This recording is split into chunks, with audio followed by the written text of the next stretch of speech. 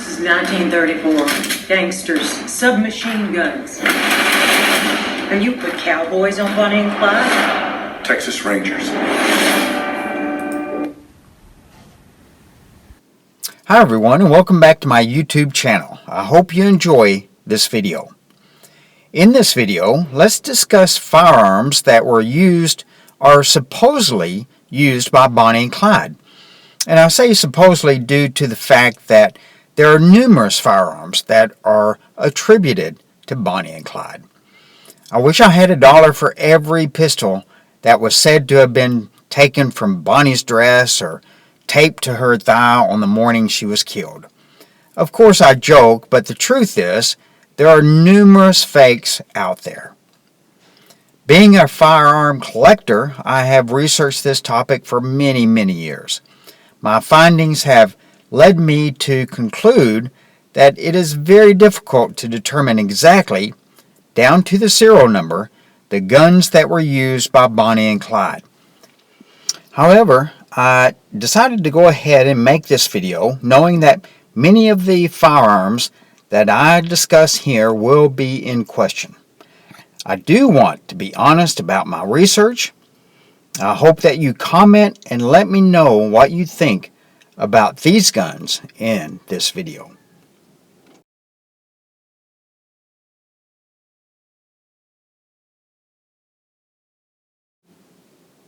Before we start with Bonnie and Clyde, I have been researching the firearms of the ambush posse for several years.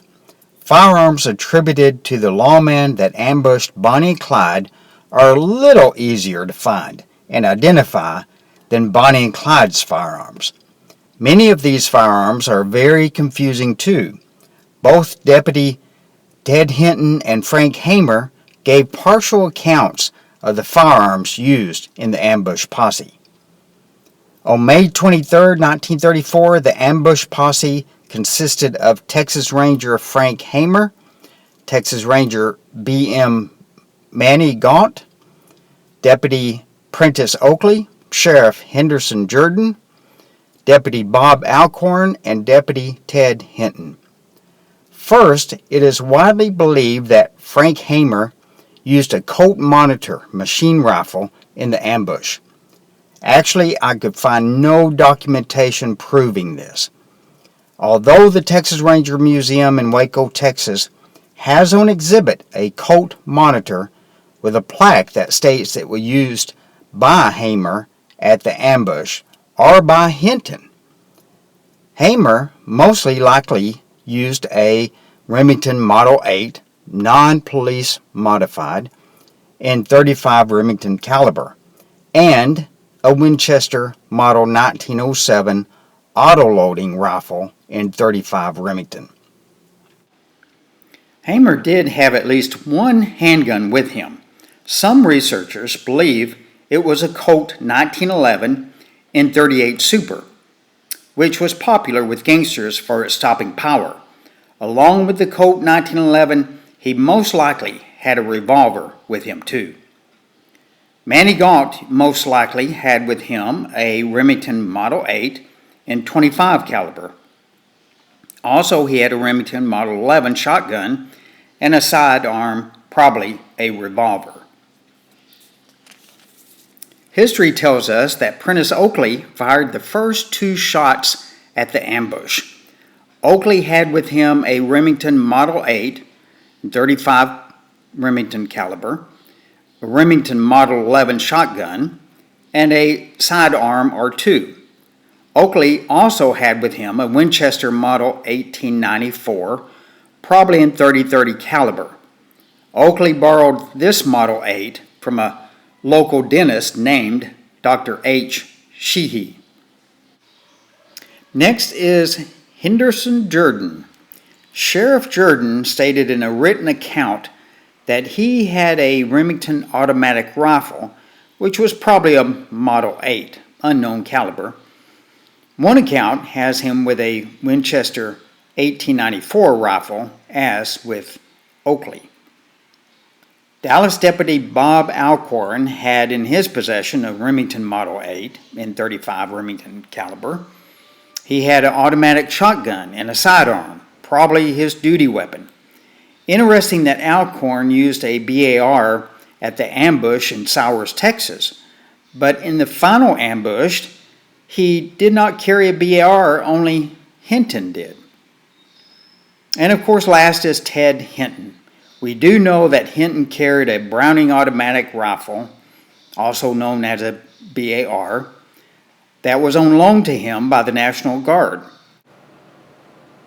Ted Hinton stated in his book titled Ambush that he used the BAR, a Remington Model 11 shotgun, and 2 Colt 1911 pistols. It is very possible that all of these firearms that Hinton used belonged to the Dallas County Sheriff's Department. Hinton decided that he needed more firepower than a Thompson submachine gun after the failed ambush on Bonnie and Clyde on November 21, 1933, near Sowers, Texas. In that ambush, there were 1 BAR and 2 Thompsons. Only the BAR penetrated the body of the Ford. As the result of that failed ambush, Hinton decided to only use a BAR on the hunt for Bonnie and Clyde. That's a quick summary of firearms used by the ambush posse. Again, we do not have an itemized list from each posse member as what they were carrying. There's several accounts of what the posse was carrying, but I think my list is close to being accurate. I know that many of you will quote other accounts, and I do look forward to reading your comments. So where are the posse firearms today? Well, of course, that's a great question. As we know, most firearms used by the posse was either loaned or borrowed or belonged to the law enforcement agency that the specific lawman belonged to. Again, let's begin with Hamer. Of the 6 posse members, he probably owned the rifle, the shotgun, and the pistols that he used in the ambush.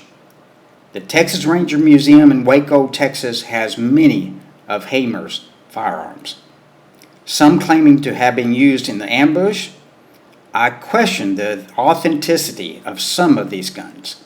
I do believe that most of Hamer's guns were loaned or donated to the museum from the Hamer family.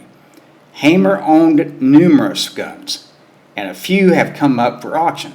You might say that Hamer made the Remington Model 8 famous for using this model in so many gunfights throughout his career. The firearms used by Manny Galt were probably owned by him and remained in his family for many decades. As already stated, Prentice Oakley borrowed most, if not all, of the firearms he used in the ambush. Henderson Jordan's firearms were owned by the Sheriff's Department and from his own collection. Bob Alcorn and Ted Hinton again used loan guns and department-issued guns.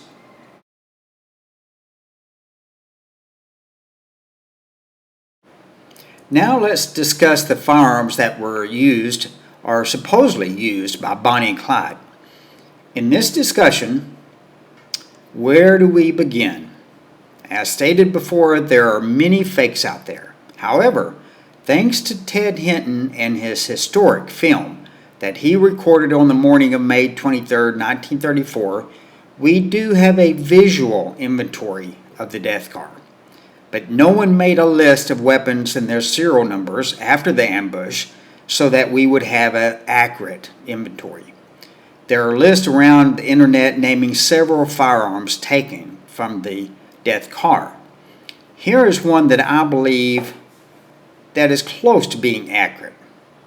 This list as follows: 3 fully auto Browning automatic rifles in 30-06, 1 20-gauge Remington Model 11 semi-automatic sawed-off shotgun, 1 10-gauge Winchester Model 1901 lever-action sawed-off shotgun, 1 .32 caliber M1903 Colt automatic pistol, 1 .38 caliber Colt Detective Special revolver, 1 .25 caliber ACP Colt automatic pistol, one .45 caliber Colt M1909 revolver, and 7 .45 ACP Colt M1911 automatic pistols.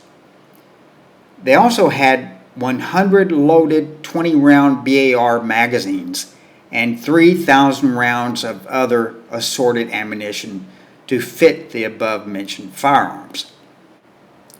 Of course, there are numerous other weapons that were rumored to have been in the death car and to have been handled by Bonnie and Clyde.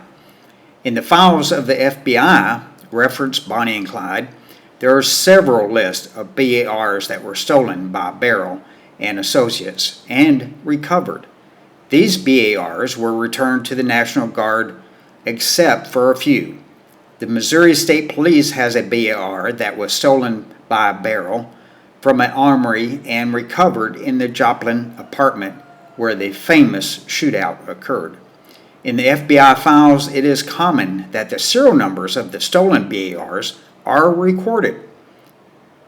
It is believed that the 3 BARs from the death car were returned to the National Guard Armory for which it was stolen, although there is one verified photograph of Hamer and Galt holding a BAR and a sawed-off shotgun as if these were their prizes.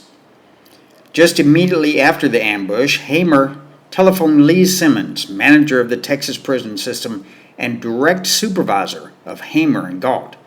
When Hamer telephoned Simmons, Simmons told him to take whatever he wanted as far as Bonnie and Clyde firearms, and then he stated, "Tell the boys to take what they wanted," meaning take whatever firearms they wanted.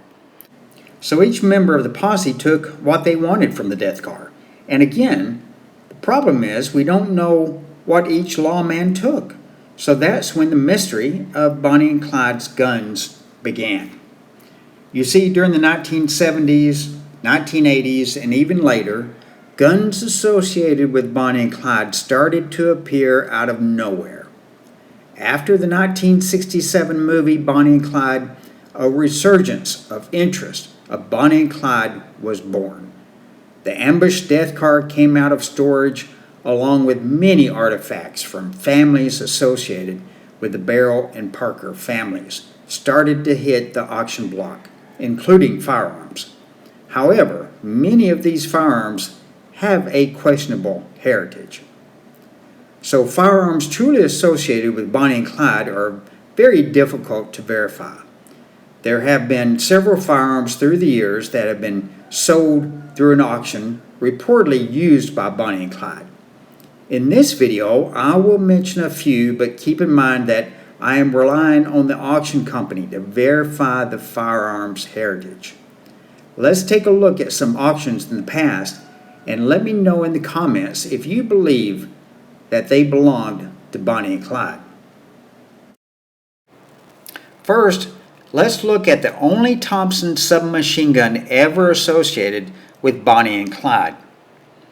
This is a 1921 Colt Thompson, serial number 4208, which was an early model of the 15,000 Thompsons manufactured by Colt. This Thompson was reportedly recovered after the deadly shootout at an apartment in Joplin, Missouri in April 1933 between Bonnie and Clyde and local police. Also recovered at that apartment was an 1897 Winchester 12-gauge shotgun. Both guns were recovered by an unknown police officer at the scene. That officer later gave both guns to Milton L. Larimore, the great-grandfather of Mark Larimore, who, along with his sisters, inherited the firearms. These firearms had been in the Larimore family since 1933 and in the Springfield Police Museum since 1973. Note, these firearms came out of hiding just a couple of years after the 1967 Bonnie and Clyde movie. In July 2012, the Larimore family placed the two guns up for auction. The Thompson sold for $130,000 and the shotgun sold for $80,000. The firearms came with notarized letters from the Larimore family documenting their heritage back to 1933. Apparently, they have traced the Thompson history back to the kidnapping of Officer Tom Purcell of the Springfield, Missouri Police Department. After an encounter with Bonnie and Clyde, Purcell was kidnapped and taken on a joyride. During this ride, Purcell stated that Bonnie threatened him with a Thompson submachine gun, which is the very same one used in this auction. One fact to mention is that Clyde took Purcell's duty weapon, a Smith & Wesson .44 Special with custom bone grips. So what do you think about the Thompson submachine gun story? Let me know in the comments. Now let's move on to two more firearms as being associated with Bonnie and Clyde. These two firearms were found shortly after the deadly ambush on May 23, 1934. Not by coincidence, these two firearms also emerged from hiding in 1973, again shortly after the 1967 movie Bonnie and Clyde. Do you realize the pattern here? These two guns would be auctioned in late 2012. The first firearm is a Colt 1911 .45 ACP automatic pistol. With the Colt is a notarized letter from former Special Texas Ranger Frank Hamer, Jr., dated December 18, 1973, in which he states, quote, "This pistol, serial number 164070, was removed from the waistband of Clyde Barrow's trousers the morning that he and Bonnie Parker were killed by my father in Louisiana." He goes on to say, this pistol is also described and pictured in my father's book, I'm Frank Hamer. He also states that this pistol was believed to have been stolen from the federal arsenal in Beaumont, Texas, and that the federal government gave this Colt to my father, unquote. So this pistol had a good, verified history, if one is to believe the son of Frank Hamer. Frank Hamer Jr. has been discredited with other firearms that he stated was used by his father at the ambush or recovered in the death car. Again, let me know your comments about this particular firearm. The second firearm is a Colt .38 caliber Detective Special revolver. A notarized letter from former Special Texas Ranger Frank Hamer, Jr., dated December 10, 1979, identifies this gun and states, "On the morning of May 23, 1934, when my father and the officers with him in Louisiana killed Clyde Barrow and Bonnie Parker, my father removed this gun from the inside thigh of Bonnie Parker, where she had it taped with white medical adhesive tape. My father said that one reason she had the gun taped to the inside of her leg was that in those days, no gentleman officer would search a woman where she had it taped. Sometime later, my father gave this gun to Buster Davis, who had been a Texas Ranger and was, at the time, an FBI agent. Included with this gun and mentioned in this letter is a framed handwritten note from Frank Hamer written on the back of an old Texas Ranger expense account form. Reads, August 1934, Davis, hold on to this. Bonnie was squatting on it. Frank. For some reason, this gun was brought out of hiding 6 years later than the Colt 1911 by Hamer's son. Personally, I have never believed the inside thigh of Bonnie theory. A few other guns claim this same privilege, which of course many are fakes and are made to deceive. Bonnie was a very small woman and always wore long dresses, as was the norm back in the 1930s. If she had a gun taped to her inside thigh and riding in a car or walking, I can't imagine how uncomfortable that would have been. If she needed to reach the gun in a hurry, she would have had to raise her long dress up to her thigh and removed the tape. Ouch. That would have hurt. I do not believe under any circumstances that Bonnie ever had a gun taped to her thigh. Any firearm that claims that story, I immediately have doubts about. Here's a prime example of a fake made to deceive. This is a Colt Model 1902 .38 automatic. The letter with the gun states that this firearm was in the dress of Bonnie and not discovered until her body was examined in the funeral home. Again, Bonnie was a very small woman. This 1902 model is almost 9 inches long and a very heavy handgun. There is no way that this gun could have been up Bonnie's dress, and again, this gun did not come out of hiding until 1972. And yes, you guessed it, a few years after the 1967 movie Bonnie and Clyde came to theaters. Anyway, this Colt .38 revolver could have very well came out of the death car. We will let the story of this revolver stand as it is. These two firearms were auctioned in 2012 and sold for a little over $500,000. Next, let's examine a shotgun reportedly used by Bonnie and Clyde. This shotgun was recovered at the Joplin, Missouri apartment shootout in April 1933. This shotgun is a Western Field Model 30 12-gauge shotgun, which has a shortened barrel to 15 inches. The serial number is U12034. At the time, Western Field shotguns were marketed by Montgomery Ward's. This shotgun was pictured in one of the famous photographs of Clyde in front of a Ford V8. This shotgun has great provenance due to being confiscated by Detective Tom DeGraff, who was a member of the police officers that raided the Joplin apartment. It was auctioned in 2019 for nearly $70,000. Another shotgun, a Remington Model 11 with a shortened barrel, was auctioned in December 2022 for $57,000. It was confiscated from the back seat of the death car on May 23, 1934. This gun, again, was picked up by Frank Hamer and later given to his son. I could go on and on about firearms reportedly associated with Bonnie and Clyde. I can only promise you one thing: there's more fakes out there than guns directly related and used by Bonnie and Clyde. However, I do find it fun and interesting to discover these guns and their stories, true or false. There are many museums that claim to have guns that were used by Bonnie and Clyde.